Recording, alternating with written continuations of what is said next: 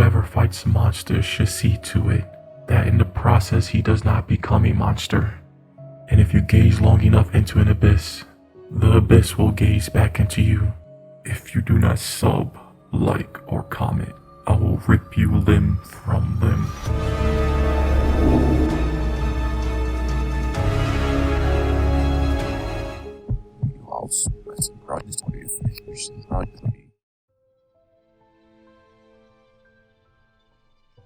The sharp sound of a window shattering jolted me wide awake. I snapped to a sitting position in the inky dark. I said nothing, did nothing, tried to listen. The crunching of boots on freshly broken glass, a lamp on a side table clattering to the floor, a low murmur, all coming from the living room below us. Someone was inside the house. Henry! I put my hand up to silence her, unsure if the gesture was even visible in the oppressive black. Henry! Jane hissed again, but louder. I turned to face her now, seeing the whites of her eyes wide with fear even in the dark. Shh, I insisted, putting a finger to my lips. I'm listening. Someone is in the house, she whispered, screamed. I know that. Barging down there without thinking isn't gonna do any good. Below us, the faint ruckus continued. The intruder seemed to be aimlessly rooting around the first floor of the house. By the sounds of silverware hitting linoleum, I figured he made his way into the kitchen. I yanked off the duvet and readied myself to stand. My knees ached. I'd been aroused out of a deep, medicated-assisted sleep. It was even groggier than usual, but I was coming to. I was going to show this cocksucker that he picked the wrong fucking house. What are you doing? Jane frantically sat up as I rose from the bed, not without effort. I steadied myself on the nightstand, my legs wobbling. God, my fucking knees. I'm getting the gun and I'm going down there to shoot the son of a bitch. Call the police. I slowly made my way to the bedroom closet without waiting for Jane's response, grabbing the Remington 12 gauge that I kept stashed there in the event of a home invasion like the one we're currently experiencing. As I loaded the gun, Jane became more exacerbated. Henry, please, she insisted, still in that strange in-between of whispering and yelling.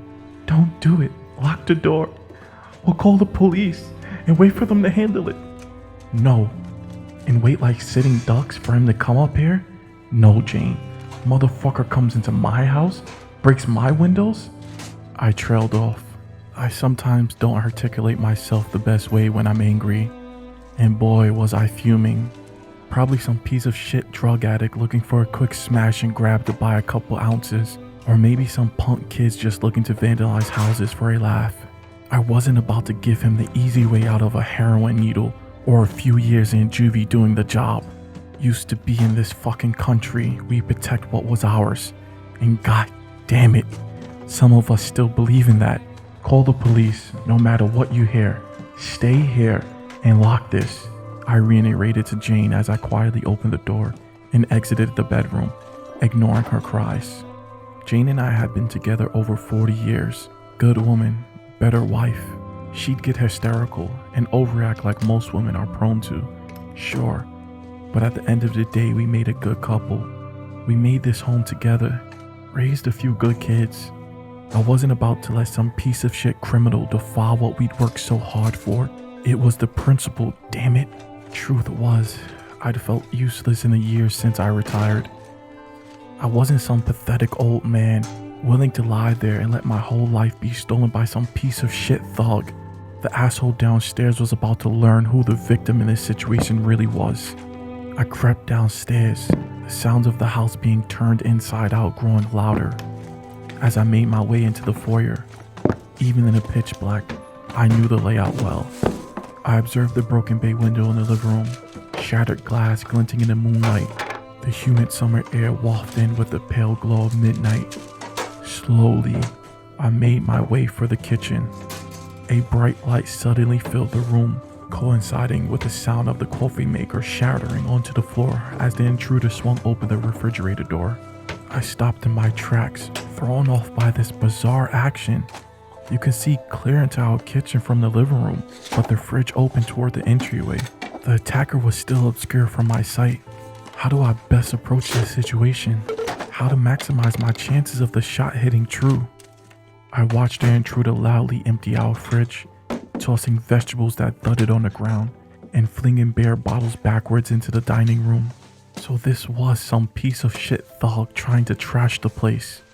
The man seemed to talk to himself in a low voice as he destroyed the kitchen, though my hearing was impaired enough by this age that I couldn't quite make out the words. I needed more light. Luckily, the switch for the living room wasn't far from where I stopped to observe the intruder.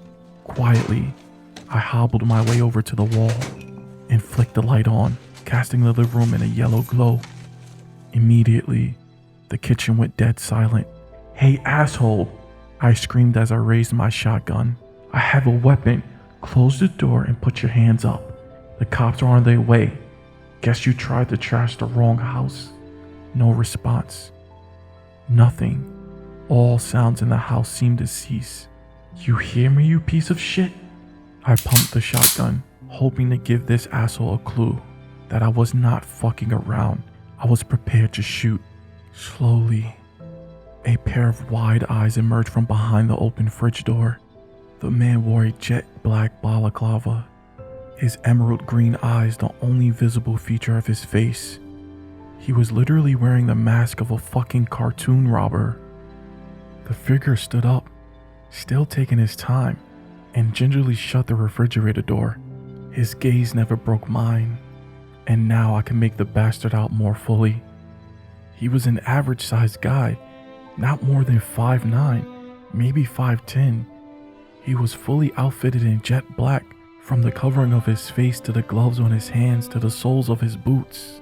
"Put your hands up, motherfucker. I will shoot you." The man did nothing. We stared at each other. Time seemed to slow to a crawl. "You fucking hear me?" Before I could continue, the man spoke. "You hear me, you piece of shit?" His voice was slightly garbled and strange, and he spoke with an odd lilt, almost like a question, like the words weren't coming naturally. More importantly, he had repeated my earlier threat. Was this piece of trash mocking me? I kept the gun raised, aimed square at the intruder's chest. "Listen, smartass. I'm not playing any games. Like I said, cops are on their way." "Put your hands up, motherfucker. I will shoot you." Again, the same threat I made against him seconds before, repeated in that strange and hollow staccato. It went quiet after that.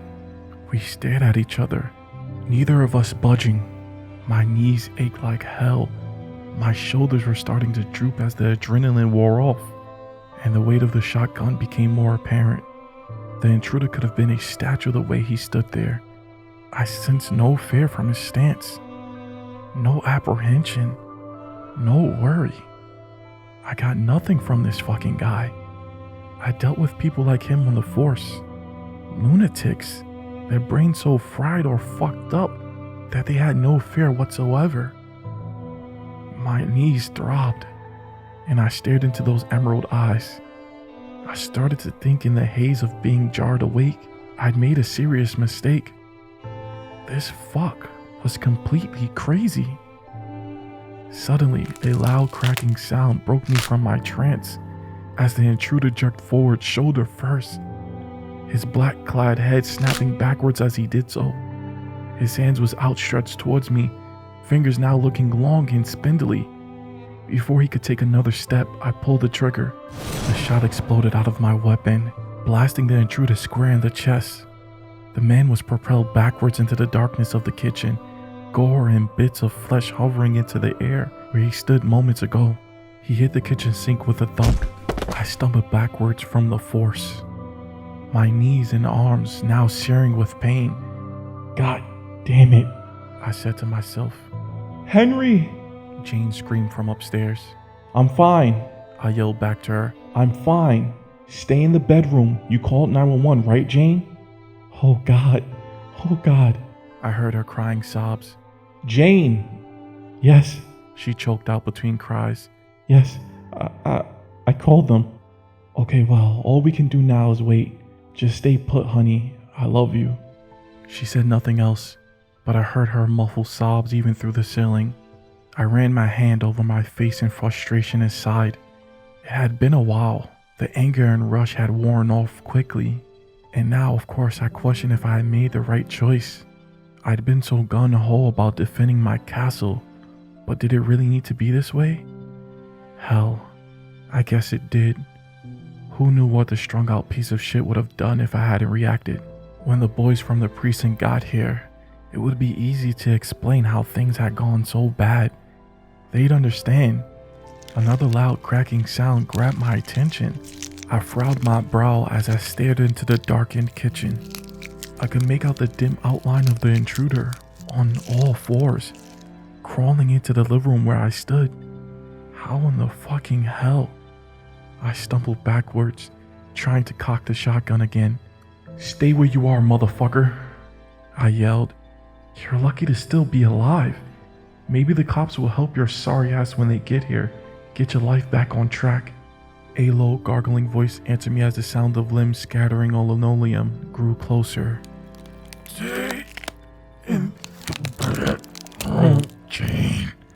You called 911, right? Stay.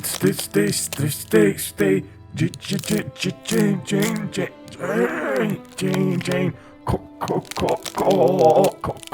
Call. The intruder's voice had taken on a manic quality, and he repeated the things I just said to my wife at a rapid pace, like a tape caught, wound up tight in the machine. Stay where you are, motherfucker. A sharp, angry growl. My sharp, angry growl. The first time the intruder had expressed any emotion whatsoever. My mouth widened in horror as it dragged its way into the light of the living room. Frozen in place by the wrongness of it all, it began to dawn on me that something I did not fucking understand was staring me in the face. This was not a person, pulling itself along all fours within hideous, twisted, multi-jointed limbs. The thing that was clearly not human left a trail of blood from the jacket hole my shotgun had torn in its abdomen. The limbs cracked and popped as they jerked forward, snapping as they seemed to grow and change. With a sick, wet click, the masked face of the creature shot up, its neck breaking into a pure straight line so those eyes could look at me in the face even as it still lay on the floor. The cat burglar outfit the thing wore was now stretched and tearing at odd angles, no longer appropriately fitting the grotesque outstretched limbs. What the hell had broken into our house? With inhuman speed, the creature's torso snapped forward, the hole in its chest still leaking visceral. Its legs popped and hinged backwards, elongating with extra joints. It pressed on the ground and stood itself up. Now much taller than a 5'9" average height, it had appeared as a man. It wobbled and swayed from side to side, unsteady on its newly double-jointed legs. Again, the creature and I entered a sort of stasis. We both stood, staring at each other, neither willing to make the first move. The cat burglar outfit looked so wrong stretched over this now inhumane frame. The twisted limbs had outgrown the pants and black thermal, exposing his veiny tan flesh. Blood dripped from the gory hole above his ribs. I could now clearly see that my shot would have killed a normal human. Those wide green eyes looked more otherworldly than before, fixated on me from the stark black that surrounded them. What the hell was I supposed to do? I seen plenty of crazy shit in my day, but this wasn't crazy. This was impossible. Wrong and horrible and impossible. That hideous voice escaped from its mouth once again. Jane! I thought of dying at this thing's hands. Thought of what a shit way this would be to go out with the life I had. I was getting angry now, feeling the righteous indignation that had gotten me out of the bed in the first place. I had always been a hothead, always too full of piss and vinegar. Even after all the years, retirement had never suited me. I thought of protecting my castle, I thought of Jane. I raised the shotgun, but before I could pull the trigger, the creature suddenly elongated and twisted its neck 180 degrees with a sickening squelch. The balaclava-clad vestige now faced me upside down and hanging from a veiny and tendril-like neck. I'll admit, I nearly shit my pants. Whatever was beneath the balaclava rippled and shifted as the creature stared at me, our faces now nearly touching. Fuck this. I raised the gun again and pulled the trigger. Too old, too slow. As the shot was let loose, the thing swiped at me with its enormous limb, sending me flying backwards and smashing into the living room wall. My head snapped back on the impact. I saw stars. The room spun. I'd gotten my shot off though. I clipped the thing right in the head. It let out an inhuman shriek as it hit me, stumbling backwards and tripping over its twisted legs.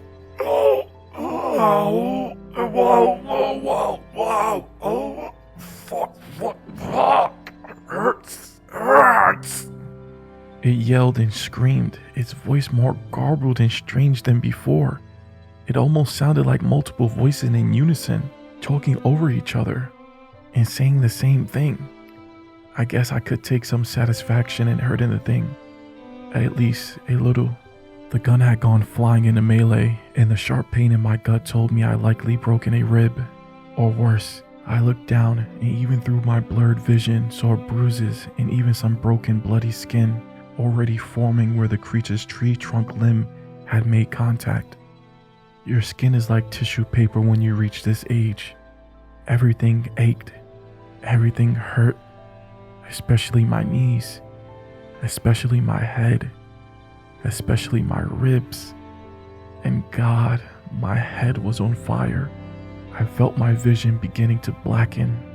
The sound of the creature standing up and crashing its way over to me kept me alert. I was defenseless at this point. Some king of this castle I turned out to be. As the creature approached me and knelt down, I realized my aim had been better than I thought. Half of the thing's entire head was blown off. A gory, pulpy mess stripped through the ripped side of the balaclava where the shot had made contact. Only one piercing green orb remained. If that shot hadn't done the job, nothing was doing the job. Apparently, this thing could function just fine missing half its brain. As I heard the distant wail of an approaching siren arriving just in time to be too late, I waited for the thing to do whatever things like this do. Waited for the end. Instead, saying nothing, the creature reached up and removed the covering from its face. I was greeted by a fairly unassuming vestige, minus the part of the face I had blown off with my shotgun. A young man with some stubble and a buzzed haircut, a little haggard looking, but certainly not the face you expect to see on some malformed, limbed alien creature. A sick, gargantuan smile began to spread across the face, inhumanly wide, growing to even tear the man's cheeks. That gaze never breaking from mine, it began to change.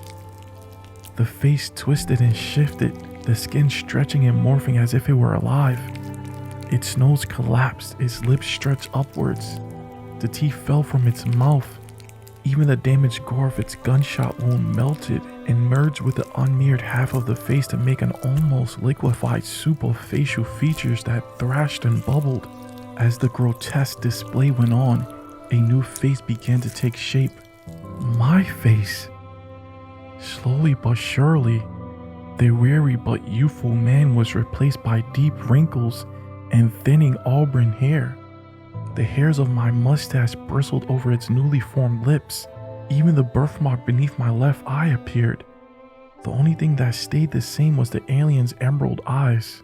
I realized now what the thing had been staring for. Why it had been repeating my words.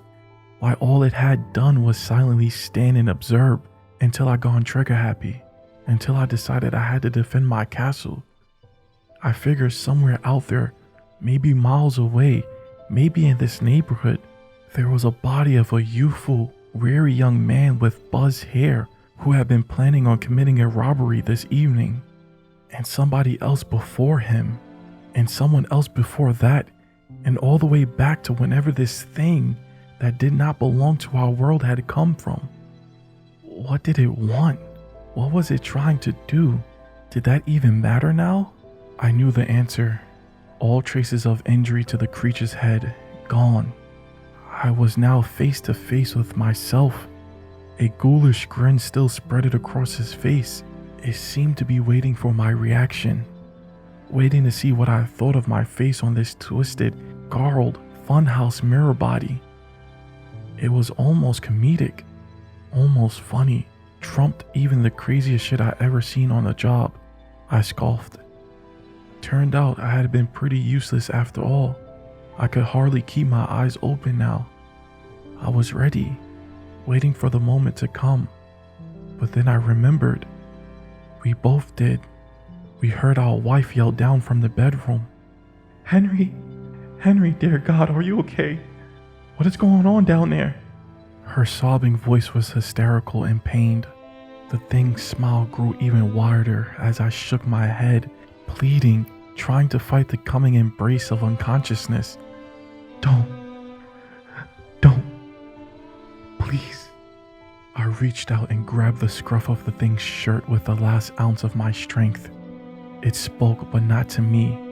A spot-on, if staccato imitation of my voice. Just stay put, honey. I love you.